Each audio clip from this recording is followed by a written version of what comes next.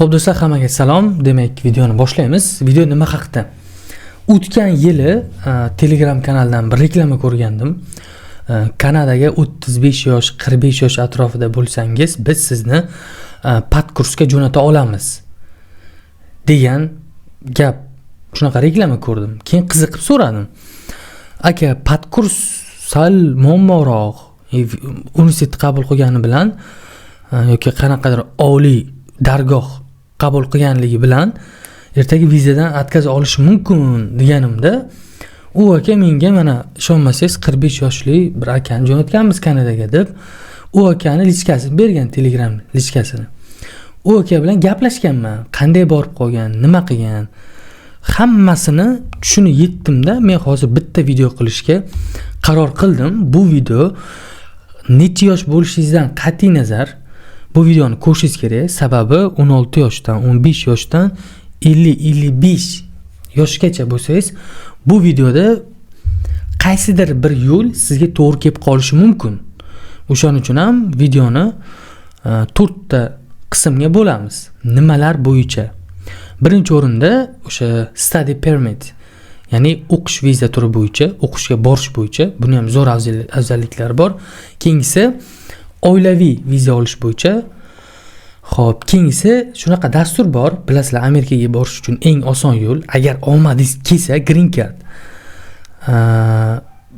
Kanadada ham xuddi shunaqa ko'chib o'tish imkoniyatini beradigan viza turi bor. Bu Express Entry dastur, bu green carddan farq qiladi. Ya'ni hamma topshira olishi mumkin. Mana shu haqda ham batafsil ma'lumot beraman. Nimagadir bu haqda men YouTube'da juda ham batafsil tushuntirib berilgan video darsda ko'rmadim. Xo'p, keyingisi bu ishchi viza. Bu hammani qiziqtiradi. Oxirgi olib qo'ydim. Work permit.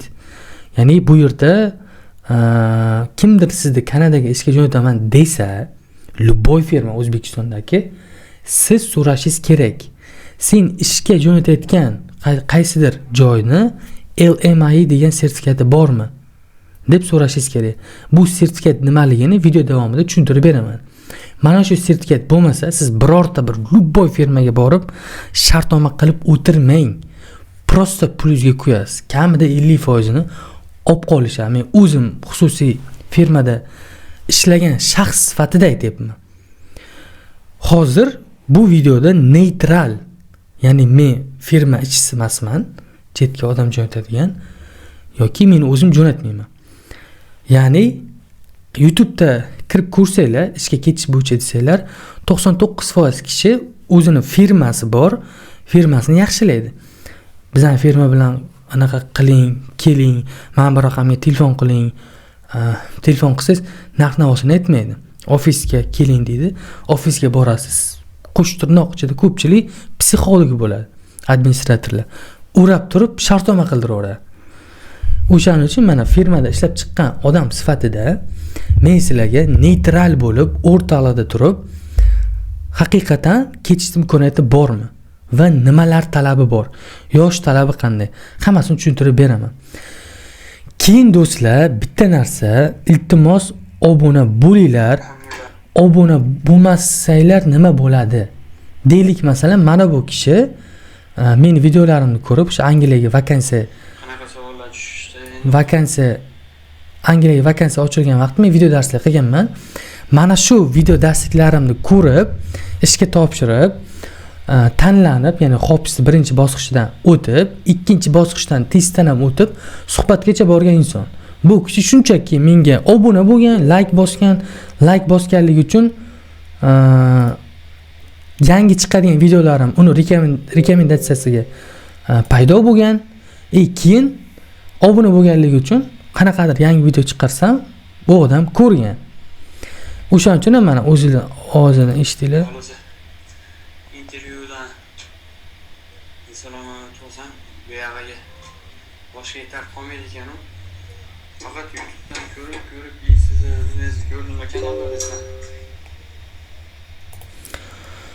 YouTube'dan ko'rib ishga topshirgan. Xullas, prosta obuna bo'ling, like bosing, qanaqa savol bo'lsa kommentar yozing. Videoni boshladik. Ketdik. Birinchi o'rinda bu o'qish vizasi, study permit. Ya'ni o'qish uchun ruxsatnoma. Buni bitta udar joyi bor, zo'r joyi bor. Masalan, deylik, har kim ham Kanadaga borib o'qish uchun pul yo'q. deylik kontraktlar qimmat. O'zimizga o'xshab 10 million 15 million emas.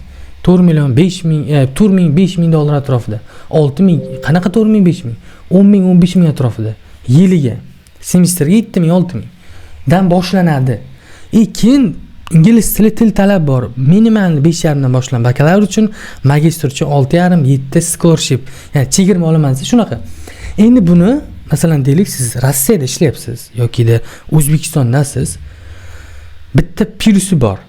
Deylik ayolingiz bakalavrga o'qishga kirsa, siz ishchi viza so'ray olasiz. Mana shu tomoni bor. Zo'r tomoni bor. Mana shuni maslahat beraman. Qolgan ma'lumotlar shart emas. Mana jo'n qilib tushuntirsam, ayolingiz o'qishga kirsa, siz tilni bilmagan taqdiringizda ham ishchi viza ga topshirsangiz bo'ladi. Oilaviy ko'chib o'tsangiz bo'ladi. Shunisi zo'r. Mana 1 yil, 2 yil deylik magistr ketsa, 2 yil o'qigandan keyin siz 1 yillik ishchi vizaga almashtirib, 3 yildan keyin PR ga topshirsangiz bo'ladi. PR nimaligini yana tushuntiraman. Ikkinchisi do'stlar, like bosmagan bo'lsangiz, bittagina like bossanglar, yana video chiqaraman. Ikkinchisi bu oilaviy viza olish, ya'ni family sponsorship. Bunda deylik, boyagi aytgan narsam, ayolingiz ketdi, sizga ham viza beriladi yoki ota-onangizga yoki bolangizga, eng yaqin qarindoshlaringiz keta oladi. Deylik, ukangiz o'qishga ketdi Kanadaga. U sizda o'sha mehmon vizasi orqali chaqira oladi. Chaqira olish imkoniyati bor vaqtinchalikka. Shu tomonlari bor. Mana shu yo'l bilan ketish osonroq. Ya'ni chunki agar siz turistik viza olaman deydigan bo'lsangiz, bu qimmatga tushadi. Viza istori kerak. Yana bitta narsa. Men o'tgan yili undan oldin kelib 4-5 kishi menga yozgan, Kanadaga turistik viza qilib beraman deb bir firma, taniqli firma, hozir nomini aytmayman, ammo kerak emas. O'sha firma orqali shartnoma qilgan, 1,5 million so'm, 2 million so'm pul to'lagan, ular pustoy pasportga elchixonaga topshirib bergan. 100% отказ olgan. Men shunaqa ish qilmoqchiman degan obunachim Telegramdan mana shu firma bilan Kanadaga turistik vizaga topshirmoqchiman degan. Men aytganman, "Yo'q, aka qilmang.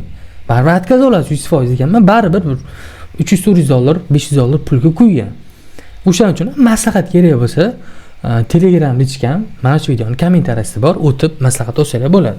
Tekin hozircha ketdik. Xo'p, keyingisi bu ko'chib o'tuvchi, bu express entry, bu migratsiya qilish, ya'ni migration degani ko'chib o'tish, migratsiya qilish. Express entry bu dastur, shunaqa dastur bor, masalan deylik Amerika green card ochgan millatlar xilma-xilligi bo'lish uchun. Bunda omad, bunda Kanadaning express entry dasturida hammada imkoniyat bor, faqat ko'pchilik bilmaydi. Buni o'ziga yarasha qonun qoidalari bor.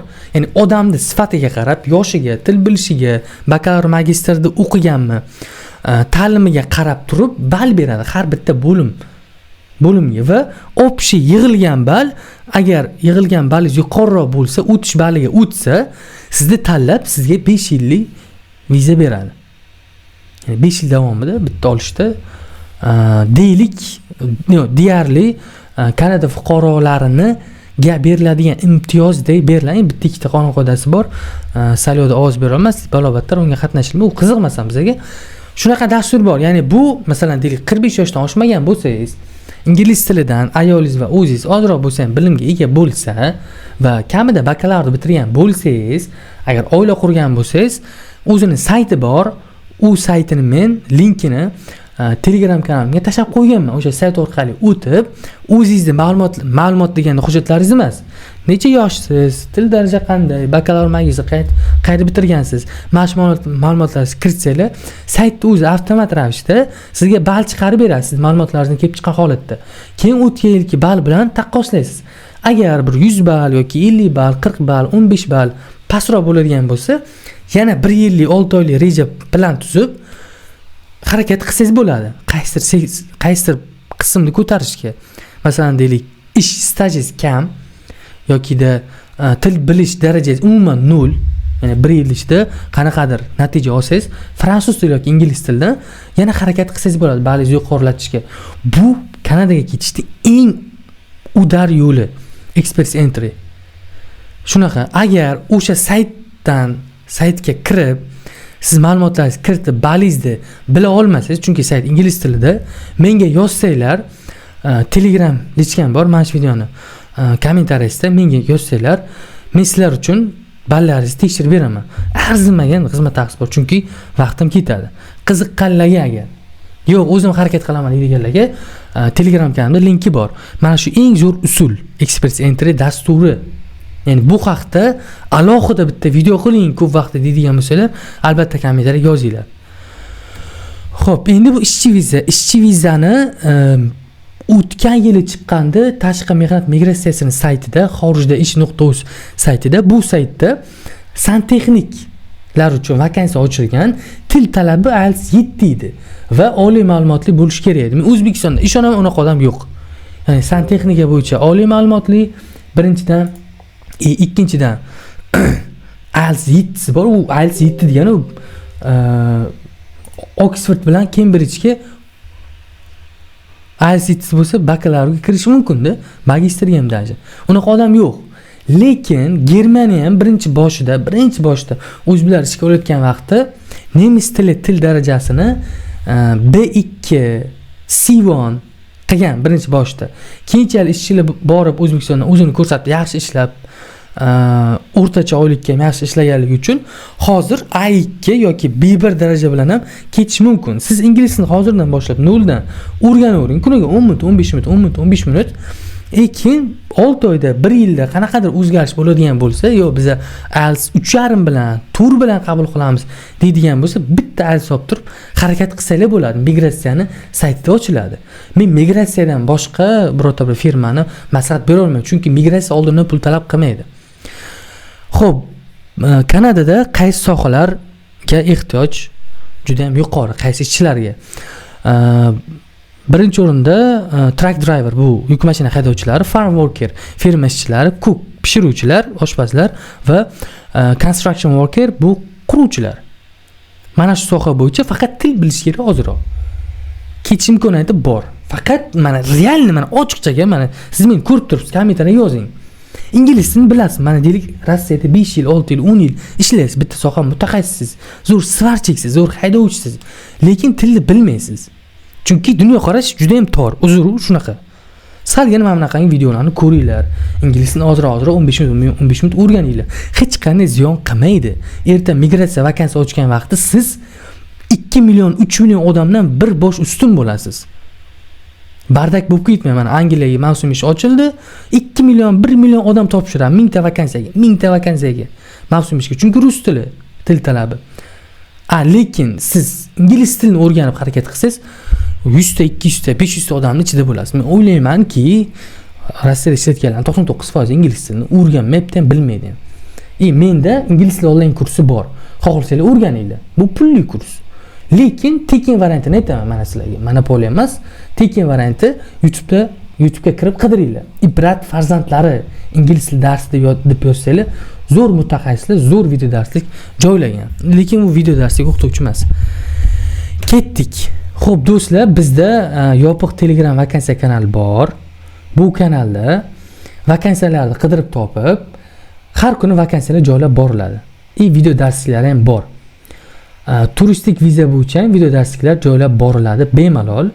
Va deylik, masalan, qanaqadir vakansiya ochilib qolsa, albatta birinchilardan bo'lib e'lon qildi.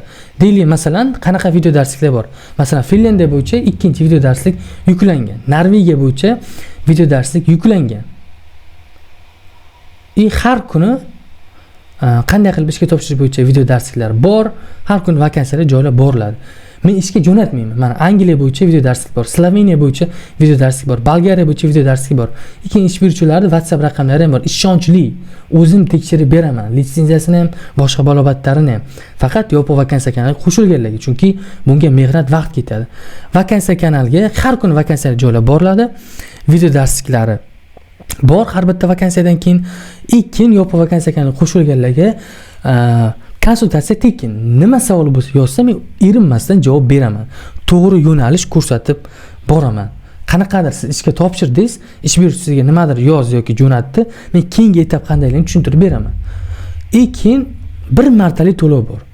Endi ko'pchilik imkoniyati qo'shilishga, lekin bir martalik 250 ming so'm to'lov bor. Bir marta xohlagancha foydalanasiz. Lekin yaqinda kelasi oydan boshlab turistik viza bo'yicha ham video darsliklar chiqadi, Schengen bo'yicha. Xo'p, Yopo vakansiya kanalida hozir o'zlari ishga topshirib harakat qilishyapti. Kamida ish beruvchini o'ziga aloqaga chiqishyapti. Mana ish beruvchi ularga jo'natgan ma'lumotlar, skrinshotlar jo'natgan, qanaqadir job offerlar jo'natgan. Ish beruvchi bilan o'zlari bog'lanyapti. Bu juda katta narsa. Ish beruvchi bilan O'zbekistonda bog'lana olmaganligingiz uchun o'rtadagi 2000-3000 dollar pul so'rayotgan firmalarga pulingizni berasiz risk qilib. O'ylik yil ishga jo'natmasligi. Do'stlar, bir narsani bilib oling. Men ishga jo'natmayman. Ishonchli vakansiyalarni topib, Yopo vakansiya kanaliga joylab boraman. Chunki o'zim firmada ishlaganman. Qanday qilib vakansiya topishni bilaman. Lekin qanday qilib ishga topshirishda ham video darsliklar yordamida o'rgatiladi. Bu bir martalik to'lov bor, 250 ming so'm. Agar imkoniyatingiz bo'lmasa, qanaqadir normal chegirma beraman haqiqatda. Men o'zim harakat qilmoqchiman, harakat qilaman. Iltimos qo'shib qo'ying. Sal qimmatli qilyapsiz, yozsangiz chegirma qilib beraman. Hammaga rahmat. Kommentariyada Telegram lichka bor. Yozsanglar, men sizlarga Yopo vakansiya kanalida linkini beraman bir martalik to'lov qilgandan keyin. Hammaga rahmat. Kommentariyada savol bo'lsa yozinglar. Bye.